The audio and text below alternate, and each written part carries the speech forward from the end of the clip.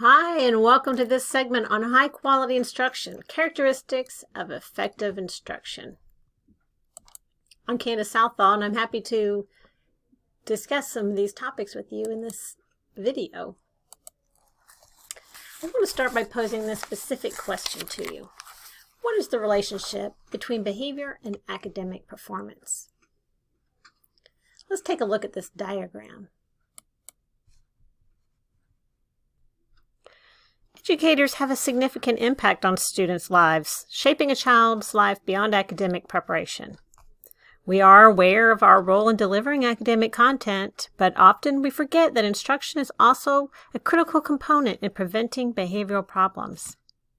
The relationship between instruction and academic progress is clear, but how teachers instruct students is not only impacting those academic pieces, but also behavioral performance.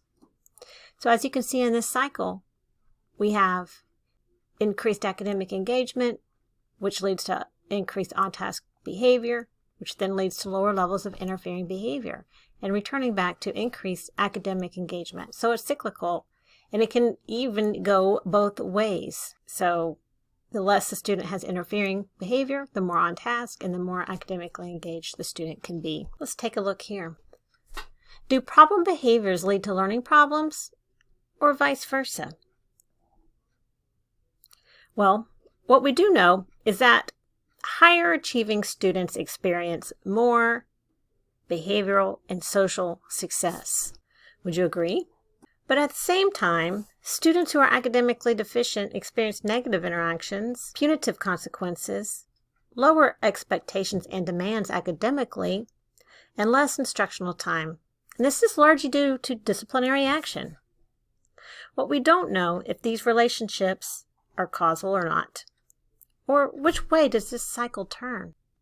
But remember, evidence does suggest that increasing engagement results in on-task behavior and lower levels of inappropriate behavior. According to Schuerman and Hall, 2012, research results also indicate that students with learning problems use inefficient and ineffective strategies for acquiring and remembering information. For example, they may have problems distinguishing relevant versus irrelevant stimuli, or may not remember information as well as their non-disabled peers. They may not use active learning strategies to improve learning.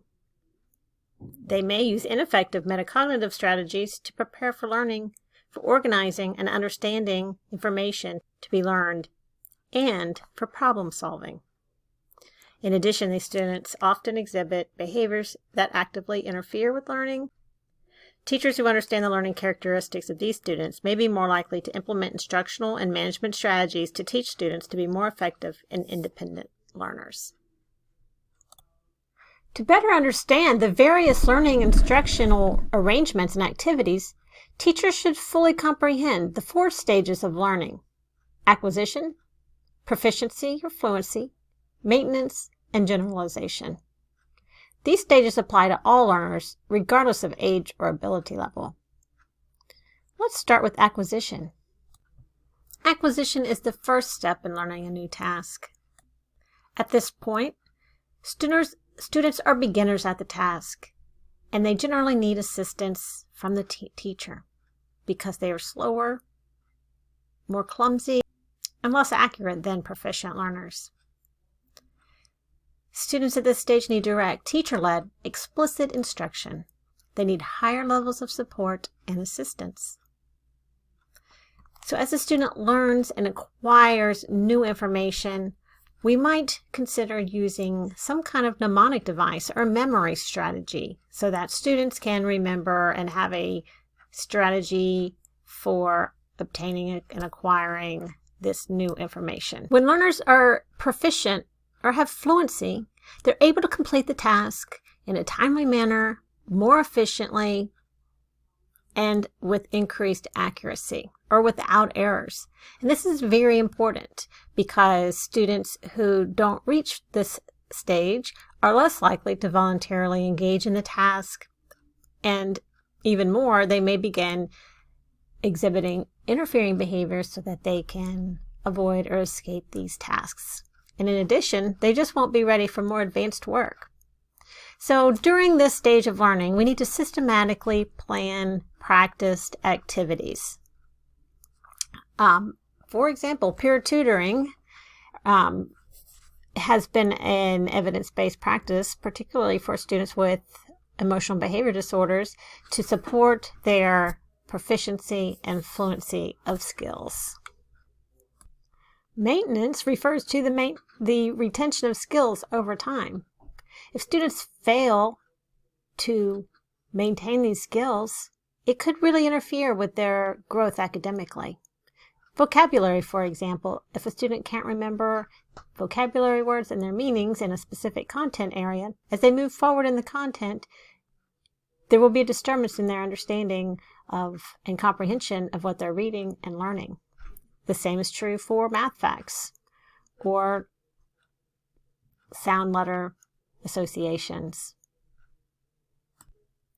A common problem for students with disabilities is that they have poor short-term and long-term memory skills, or they may be not using active memory enhancing strategies that typical and successful learners use. So maintenance of skills must not be left to chance. We must ensure strong acquisition. And again, using memory devices and mnemonics can support that, as well as intermittent practice in meaningful contexts. So in other words, once a lesson has been taught and a vocabulary word has been shared, we must continue to have our students use that word ongoing so that that understanding and that memory can be maintained. Generalization means the ability to use new skills in different instructional arrangements with different people, in different settings, and at different times and materials. Generalization is the most essential component of these stages of learning, because if a student cannot use these skills in a variety of ways and places, then it is functionally meaningless. Why do we teach them something if they're unable to use it in their lives? I want to talk more about that. Maintenance and generalization are so critical. We must not forget to plan these in our instruction. And while maintenance relies so heavily on acquisition, because we have to really understand the content before we can continue to use it over time, generalization is going to weigh much more heavily on that proficiency or fluency. Why? Because if we're not proficient at using a skill, it's not going to be reinforced in natural environments. So I want to talk a little bit more about the maintenance and generalization as a part of our instruction. So what is generalization of behavior change? It proves durable over time, and this is sometimes called response maintenance. It appears in a wide variety of possible environments. This is our setting and situation generalization. And lastly, it spreads to a wide variety of related behaviors. Response generalization.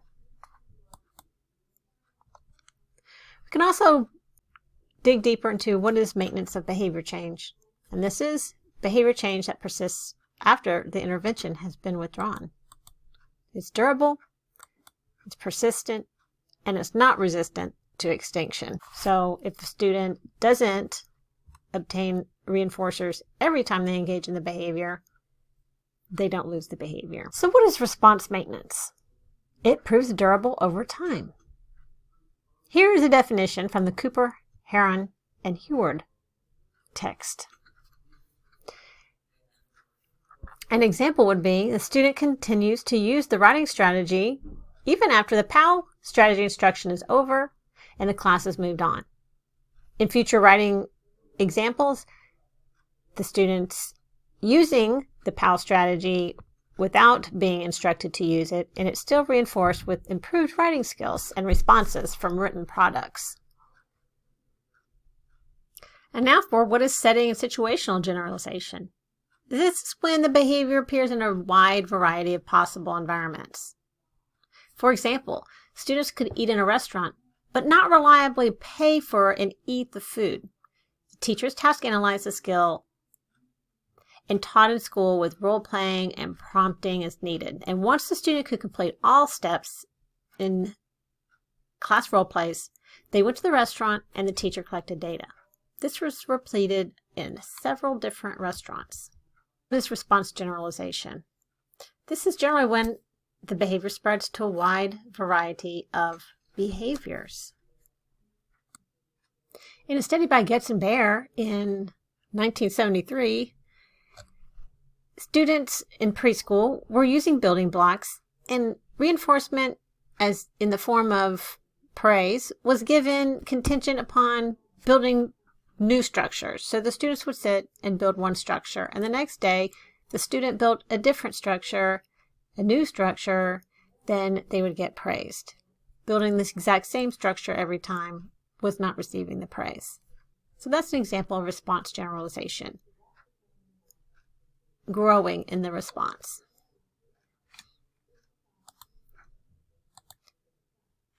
Let's look at some examples and see if you can guess which type of generalization the example is given.